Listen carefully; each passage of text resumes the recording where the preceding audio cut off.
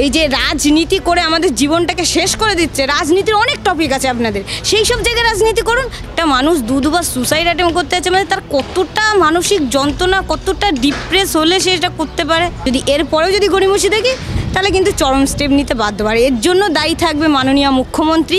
যেখানে net set আমার কাছে ইজি হয়ে গেছিলো, সেখানে আমার তখন মনে হয়েছিল যে আমি অলরেডি এসএসসিটা আমার জাস্ট বসবো, জাস্ট পাবো।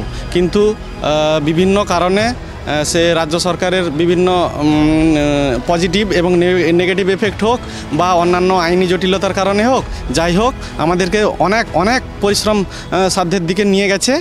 এসএসসিতে সুপার নিউমেরিক পোস্ট তৈরি নিয়ে সিবিআই তদন্তের নির্দেশ খারিজ করেছে সুপ্রিম কোর্ট। আর এর ফলে যোগ্য হয়েও যারা এতদিন বঞ্চিত ছিলেন, ওয়েটিং লিস্টে ছিলেন, তাদের এই অতিরিক্ত শূন্য পদে চাকরি পাওয়ার একটা সুযোগ এসেছে।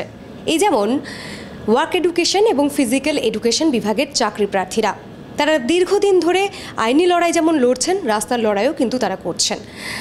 তাদের আন্দোলন 2019 সালে শুরু হয়। 2022 সালে তারা মাতঙ্গিনী হাজরা মূর্তির পাদদেশে অবস্থান করেন, আত্মহত্যার চেষ্টাও করেন। এই যে এত দীর্ঘ আন্দোলনের পর সাফল্যের এক প্রকার কাছাকাছি তারা পৌঁছলেন, দোরগোড়ায় পৌঁছলেন, কি প্রতিক্রিয়া তাদের? এমনই এক আন্দোলনকারী চাকরি প্রার্থী সুজিত কুমার বর, তার সঙ্গে আমরা কথা বলেছি। ইনস্ক্রিপ্ট শুনেছে তার বক্তব্য, শুনুন আপনারাও। 2016 সালে যখন আমাদের নোটিফিকেশানটা 2016 সালে ছিল এবং আমি বিপিএড পাস করেছি 2013 সালে এবং আমার এমপিএডটা ছিল 14-16 ব্যাচ। তখন থেকে আমাদের পরিবারের এবং আমার জীবন স্বপ্ন ছিল যে আমি স্কুলে শিক্ষকতা করব। তারপর থেকে আমি 2014-16 সালের মধ্যে নেট পাস করি, সেট পাস করি। যেখানে নেট সেট আমার কাছে ইজি হয়ে গেছিলো, সেখানে আমার তখন মনে হয়েছিল যে আমি অলরেডি এসএসসিটা আমার জাস্ট বসবো, জাস্ট পাবো।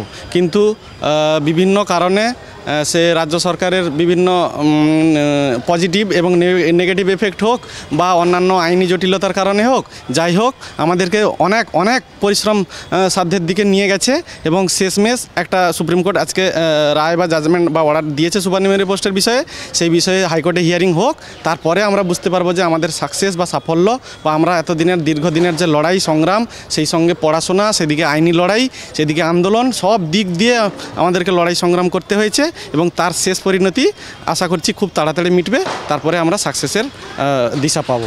19 মে 2022 মাতঙ্গিনী হাজরা মূর্তির পাদদেশে আত্মহত্যার চেষ্টাও করেন চাকরি প্রার্থীরা। যেমনটা আগেই জানিয়েছি, তেমনই একজন রিক্তা সরকার সেই আন্দোলনকারী চাকরি প্রার্থীর সঙ্গেও ইনস্ক্রিপ্ট কথা বলেছে, শুনুন তার কি বক্তব্য। এখনও চাকরিটা পায়নি। আজকে সবে সুপ্রিম কোর্ট থেকে অর্ডার এসছে যে বিশ্বজিৎ বসু স্যার এর বেঞ্চে পাঠিয়ে দিয়েছে। এইবার মাননীয় মুখ্যমন্ত্রীকে আমরা অনুরোধ করব উনি এডি স্যারকে যেন পাঠিয়ে ইমিডিয়েট আজকে বা কালকের মধ্যে কেস মেনশন করে হিয়ারিং করে 7 দিনের মধ্যে মধ্যশিক্ষা পর্ষদের মাধ্যমে 7 দিনের মধ্যে আমাদের অ্যাপয়েন্টমেন্ট দিয়ে স্কুলে পাঠান। আর এতেও কি গড়িমসি হতে পারে মনে করেন? কারণ বলছেন যে এখনও চাকরিটা তো 10 বছর এই যন্ত্রণা সহ্য করেছি। 10 বছর। 19 মে 22 সালে যখন যন্ত্রণা সহ্য করতে পারিনি, তখন কিন্তু ওই মাতঙ্গিনী হাজরার পাদদেশে সুসাইড অ্যাটেম্প করতে গিয়েছিলাম। তারপরে রাজভবনে সুসাইড অ্যাটেম্প করতে গিয়েছিলাম। তাহলে এরপরেও যদি গড়িমসি করে, এরপরেও যেখানে হাইকোর্টে পাঠিয়ে দিয়েছে already Sanjiv Khanna sir, supreme কোর্টের প্রধান বিচারপতি মহাশয় এখানে যখন পাঠিয়ে দিয়েছে, এইবার বিশ্বজিৎ বসু স্যারকে বলবো আপনি আমাদের প্রতি যে সিম্প্যাথি দেখাতেন, আগে বলতেন সিম্প্যাথি, এইবার যেন সেই সিম্প্যাথিতে কার্যকারী রূপ দিয়ে আপনি আমাদের নিয়োগ দিয়ে অ্যাপয়েন্টমেন্টের নোটিশ দিয়ে 7 দিনের মধ্যে অ্যাপয়েন্টমেন্টের নোটিশ দিয়ে মধ্যশিক্ষা পর্ষদকে বলবেন অ্যাপয়েন্টমেন্ট করে দিয়ে স্কুলে যেন পাঠায়। আর যদি না পাঠায়, এরপরেও যদি গড়িমসি করে, তাহলে কিন্তু ভয়ঙ্কর আন্দোলন করব, যেটা গোটা দেশ দেখবে। আপনারা কি গ্রুপ না, আমরা ওয়ার্ক এডুকেশন, ফিজিক্যাল এডুকেশনের 1280 চাকরি প্রার্থী, রেকমেন্ডেশন প্রাপ্ত চাকরি প্রার্থী। আমাদের নামের পাশে স্কুল আছে, শুধু অ্যাপয়েন্টমেন্ট লেটারটা দেবে, আমরা জয়েন করব। হ্যাঁ, আমরা পরীক্ষা দিয়ে পাশ করে 16 সালে আজকে 9 বছর হয়ে গেল। 9-10 বছরের ধাক্কায় আমরা এই যন্ত্রণা সহ্য করতে পারছি না। তাই অনুরোধ আপনার মাননীয় মুখ্যমন্ত্রী আপনার কাছে, আপনি এজি স্যারকে পাঠিয়ে ইমিডিয়েট আমাদের অ্যাপয়েন্টমেন্টের ব্যবস্থা করুন 7 দিনের মধ্যে। এখনও ভরসা করতে পারছেন না যে চাকরিটা পেয়ে যাবেন? যেহেতু এত বছর এই নরক যন্ত্রণা, দুবার সুসাইড অ্যাটেম্প, একটা মানুষ দুবার সুসাইড অ্যাটেম্প করতে যাচ্ছে, মানে তার কতটা মানসিক যন্ত্রণা, কতটা ডিপ্রেস হলে সে এটা করতে পারে। এই জন্যেই বলছি মাননীয়া দিদি, আপনার কাছে করজোড়ে অনুরোধ, বাবা মা, বাড়ি বৃদ্ধ বাবা মা আছে, তাদের ওষুধ কিনে দিতে পারি না, সংসারটা ঠিকভাবে চলে না, চালানো যায় না, কোনো রকমে খেটে খুঁটে সোনার একটা ছোট ছোট যে সোনার বাক্সগুলো হয়, কোনো রকমে সেইগুলো করে মানে আমার দিনটা চলে। তাই আপনাদের মাধ্যমে একটাই অনুরোধ, মাননীয়া দিদি, আপনি তো মানবিক, সেই মানবিকতার এইবার পরিচয় দিয়ে আমাদের ইমিডিয়েট আপনি এডি স্যারকে পাঠিয়ে হাইকোর্টে বিশ্বজিৎ বসু স্যারের বেঞ্চে, বিশ্বজিৎ স্যারের বেঞ্চে স্যারকে পাঠিয়ে জোরালো আইনি সওয়াল করে আমাদের অ্যাপয়েন্টমেন্টের ব্যবস্থা করুন। 7 দিনের মধ্যে যেন মধ্যশিক্ষা পর্ষদ থেকে অ্যাপয়েন্টমেন্ট পেয়ে আমরা স্কুলে জয়েন করি। আর যদি এরপরেও যদি গড়িমসি দেখি তাহলে কিন্তু চরম স্টেপ নিতে বাধ্য পারে। এর জন্য দায়ী থাকবে মাননীয় মুখ্যমন্ত্রী।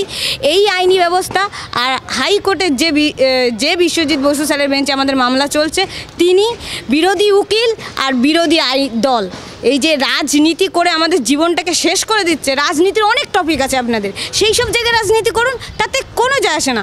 আমাদের জীবন নিয়ে কেন রাজনীতি করছেন? আপনারা যোগ্য হয়েও বঞ্চিত হচ্ছেন রাজনীতির জন্য বলছেন?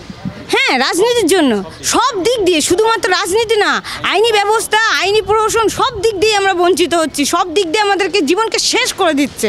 তাই আমরা সহ্য করতে পারছি না। চাকরিটা পাওয়ার একটা সুযোগ এসেছে, কিন্তু তারপরও দুশ্চিন্তা পিছু ছাড়ছে না এই আন্দোলনকারী চাকরি প্রার্থীদের। আস্থা রাখতে পারছে না তারা সরকারের উপর। প্রশাসন সঠিক ভূমিকা নেবে তো? প্রশ্ন উঠছে তাদের মনেও।